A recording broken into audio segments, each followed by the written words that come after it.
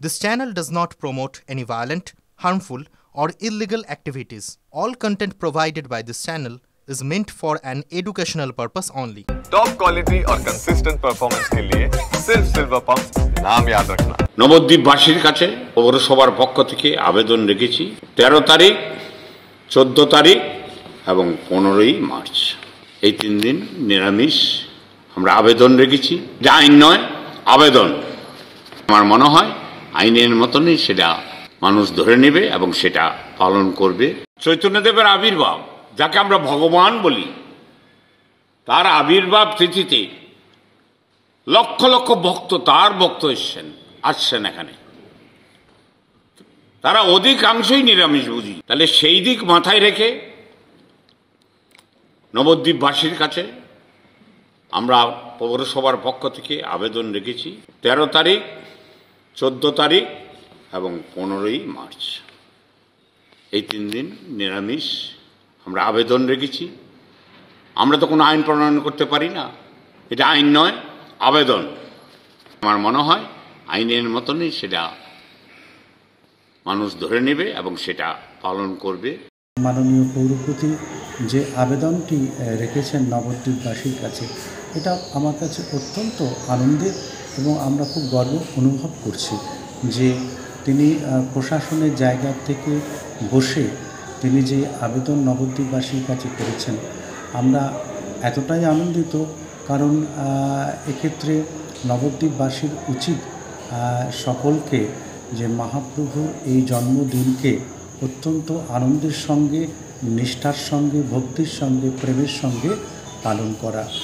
তো আরএসএস তারা তৃণমূলের জামা পরে বিভিন্ন জায়গায় আছে, ওদের এক একজন এক এক কথা বলেন, একটা ভারসাম্য রাখবার চেষ্টা করেন। এরা প্রকৃতপক্ষে আরএসএস এর কর্মসূচি রূপায়িত করছেন। যে ভদ্রলোক বলেছেন যে মাছ মাংস খাবেন না, তাকে অবিলম্বে ওই পদ থেকে সরিয়ে দেওয়া উচিত। সংবিধান বিরোধী কথা বলছেন। ভারতবর্ষের সংবিধান চালিত শাসন এখানে, আর চৈতন্যদেবের যে আদর্শ তার বিরুদ্ধে কথা বলছেন। চৈতন্যদেবের আদর্শ ছিল স্বৈরাচারের বিরুদ্ধে সর্বধর্ম সমন্বয় নিয়ে প্রতিবাদ, সেই জন্যই চৈতন্যদেব। ওরা এসব জানেন না, ওরা সবকিছুকেই ওই তথাকথিত দেবত্ব আরোপ করে মানুষকে বিভ্রান্ত করাচ্ছে। হঠাৎ ওই ময়ূরপুচ্ছ লাগিয়ে হিন্দু সাজার চেষ্টা হচ্ছে, যে নবদ্বীপের বৈষ্ণবীয় ধারা মেনে কিছু কথা উনি বলে থাকার চেষ্টা করতে পারেন। যে তোলামূল পার্টি রাজনীতি ছাড়া কোনো কিছু করে না। বাঙালি হিন্দু, উদ্বাস্তু হিন্দু, হিন্দি ভাষাভাষী বাঙালি, তাদের মধ্যে যে জাগরণ হয়েছে তাতে তৃণমূল কংগ্রেস ব্যতিব্যস্ত হয়ে পড়েছে।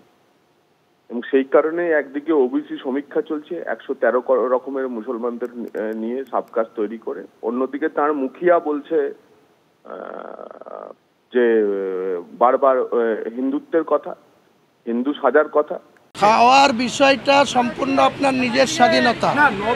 যে কোনো মানুষ কি খাবে, কোন কালারের জামা পরবে, সেটা তাদের নিজের নিজের ইচ্ছার উপরে নির্ভর করে। এটা আমি কিছুভাবে দেখছি না। মুখ্যমন্ত্রী সঠিক কথা বলেছেন, তেমনি কোনো চেয়ারম্যান যদি মনে করে থাকে তার এলাকায় তিনি কাউকে তার প্রিয় মনে করে কাউকে তাকে ভালো সাজেশন দেবে, সেটুকু তার অধিকারের মধ্যে পড়ে। এ বাংলায় আরেকটা দেখছি, বিধানসভার মধ্যে দিদি হিন্দুত্ব কত বড় হিন্দুতা প্রমাণের চেষ্টা করছে, অথচ নবদ্বীপে দোলের সময় খুশি করার জন্য তিনি